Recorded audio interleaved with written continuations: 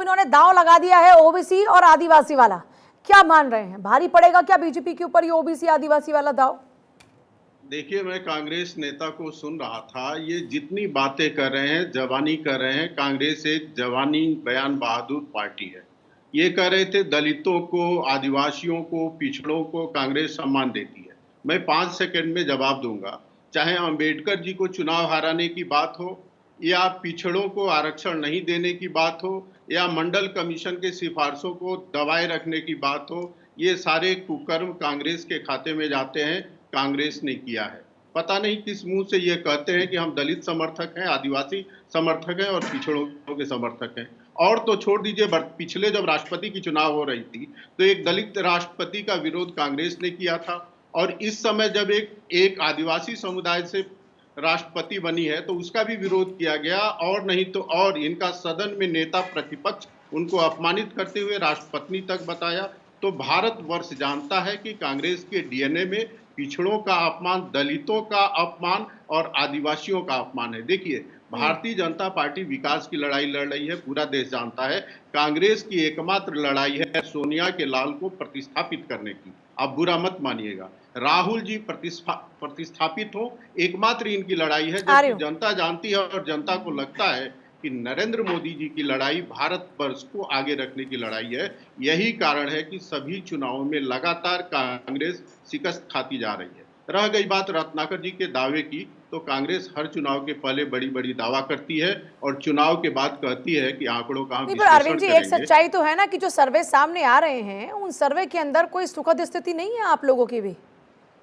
देखिए, ये तो एक रियलिटी मानते हैं ना आप। हर सर्वे ये दिखा रहा है कि भारतीय जनता पार्टी लीड ले रही है, और हर चुनाव के पहले इस तरह के बखेड़ा खड़ा किया जाता है कि सर्वे बीजेपी को पीछे दिखा रहे हैं। आप देखिएगा, 5 राज्यों में बीजेपी लीड करेगी और कांग्रेस बहुत पीछे रहेगी। हाँ, देखिए ये दावे जितने कर रहे, एक प्रश्न मैंने पूछा कि जब आदिवासी समाज से इस देश का राष्ट्रपति बनाने की बात आई तो कांग्रेस क्यों चुप गई? और बीजेपी ने आदिवासी समाज के एक महिला का नाम आगे किया। तो आपके नेता, और कोई साधारण नेता नहीं, जो सदन में नेता प्रतिपक्ष हैं, उनके द्वारा राष्ट्रपति बनाया गया। आप बताइए, भारतीय जनता पार्टी ही वो पार्टी है जो सत्ता में आई तो आदिवासियों के लिए एक अलग से उसने मंत्रालय बनाया। नहीं तो कांग्रेस के लिए क्विक रिएक्शन रत्नाकर जी, जल्दी से क्विक रिएक्शन। कभी भी मैटर नहीं करते। वहां पर कांग्रेस ने स्ट्रैटेजी दिखा दी है कि साहब ठीक है, कोई बात नहीं, हमने भी अपने वहां के जो स्थानीय नेता हैं उनको चुनावी मैदान में उतारा है, देखते हैं मुकाबले में कौन जीतता है। आपको वाकई लग रहा है कि ये दाव भारी पड़ने वाला है कांग्रेस के ऊपर? क्योंकि खुद कैलाश विजयवर्गीय तो ये कहते नजर आते हैं कि मुझे तो खुद नहीं पता था कि मेरा इस बार नाम होगा, और अब तो चुनाव प्रचार की जो आदतें हैं वो छूट चुकी हैं। देखिए, आपने सही कहा, भारतीय जनता पार्टी में हर व्यक्ति कार्यकर्ता है, चाहे बड़ा नेता हो या जमीनी स्तर का कोई कार्यकर्ता हो।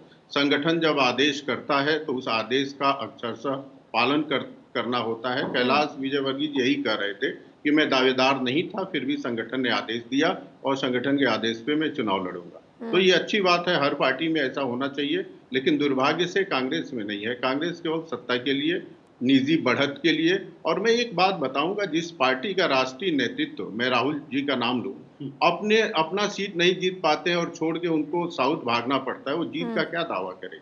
उत्तर प्रदेश के चुनाव में आपने देखा हुआ, चढ़ बढ़ के दावा किया गया, लड़की हूं, लड़ सकती हूं, लेकिन प्रियंका जी को इतनी हिम्मत नहीं जुटा पाई कि खुद आगे जाके लीड ले और चुनाव लड़े। क्विक रिएक्शन इस पर रत्नाकर जी, क्योंकि वक्त कम है। क्विक रिएक्शन रत्नाकर जी।